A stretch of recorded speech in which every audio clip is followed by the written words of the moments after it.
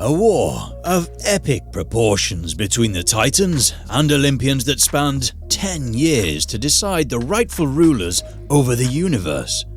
We know, of course through Greek mythology, that Zeus and his fellow gods would go on to claim victory, but what were the unforgivable acts that caused this war?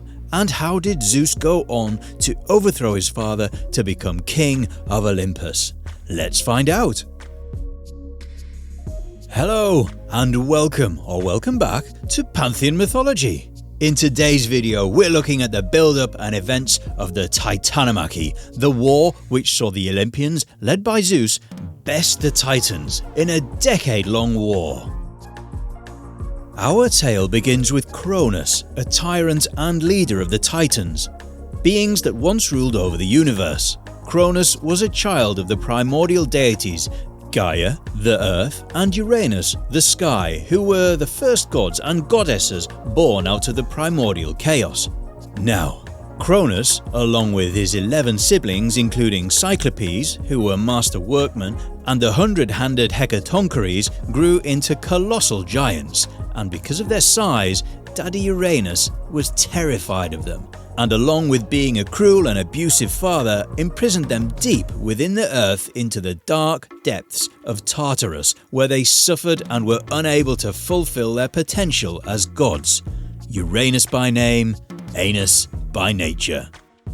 Gaia, though, was not an Anus, and wanting to help them, travelled to Tartarus. However, none of the Titans were willing to challenge Uranus, except for Cronus, who was a clever and ambitious god, and he came up with a plan to overthrow his father. With the help of his mother, he fashioned a sharp sickle made of adamant, a mythical metal that was stronger than any other substance, and he had some severe intentions with it. The next time Uranus and Gaia got intimate, Cronus used the sickle to castrate his father and take his place as ruler of the universe. Uranus's blood fell to the earth and gave birth to the Furies and the Giants, while his severed genitals fell into the sea and gave rise to Aphrodite, the goddess of love and beauty, silver linings and all. But before retreating, the now nutless Uranus cursed Cronus so that Cronus's own children would rebel against his rule, just as Cronus had rebelled against his own father. The plot thickens.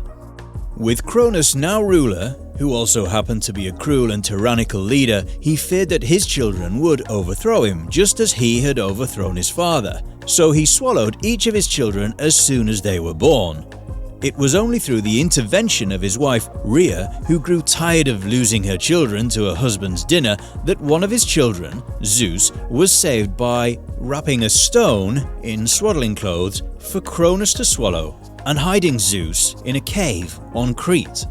It was here where Zeus was raised by a goat, Amalthea, and upon reaching adulthood, which only took a year according to some, and now a big buff bearded man with, well, a year of built-up hatred towards his father, Zeus wanted revenge. Rhea, Zeus's mother, much like Gaia before her, wasn't willing to accept the fate of her family, and with that convinced Zeus to overthrow his father. Not that he needed it, right?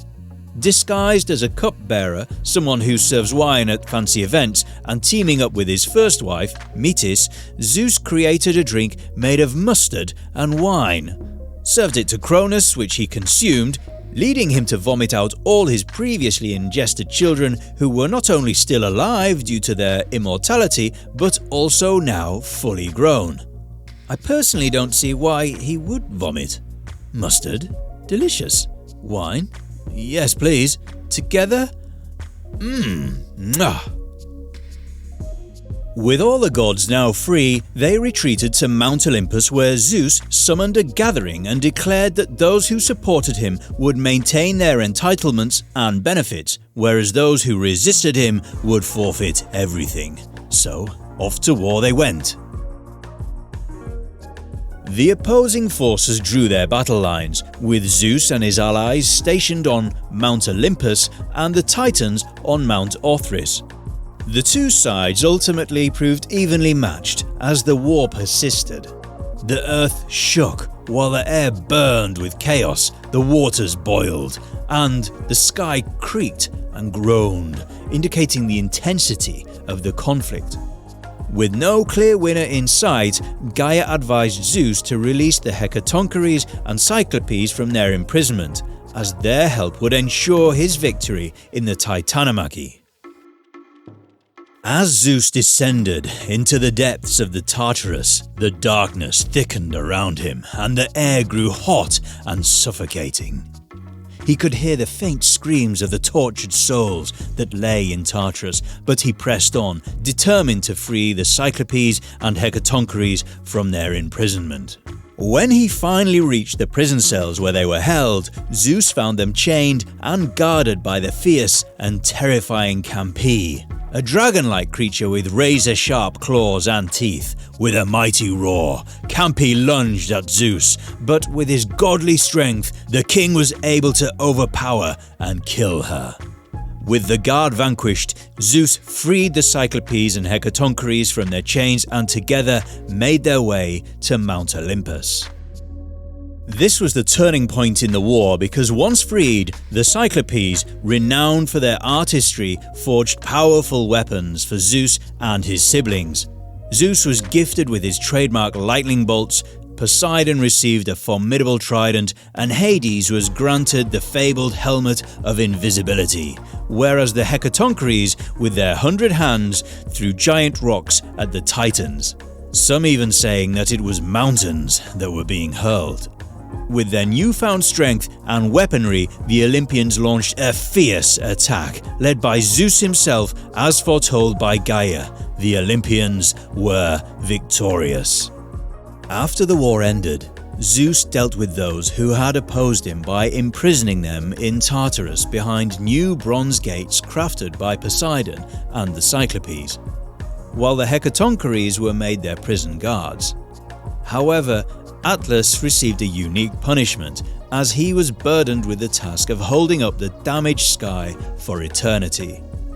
On the other hand, the Cyclopes chose not to return to Tartarus and instead became skilled craftsmen for the gods, setting up their forges on Mount Olympus and beneath various volcanoes.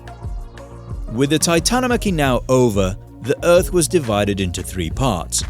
Zeus became king of the sky and ruler of mortals and gods, Poseidon, ruler of the sea, and Hades, ruler of the underworld, and with that came the age of the Olympians. That, then, ladies and gentlemen, is how Zeus overthrew Cronus and became king of Olympus. What are your thoughts on this tale? Let us know in the comments. If you're still here, why not also check out our clothing brand, Pantheon Apparel. You'll find designs based on deities, beasts, and legends from across the mythos. We're rated excellent on Trustpilot and ship worldwide. You'll find a link in the description. This video on the left here is one that YouTube thinks you'll love, and this playlist on the right here features every single one of our videos if you fancy a massive binge session.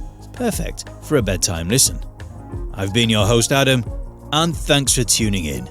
See you on the next one.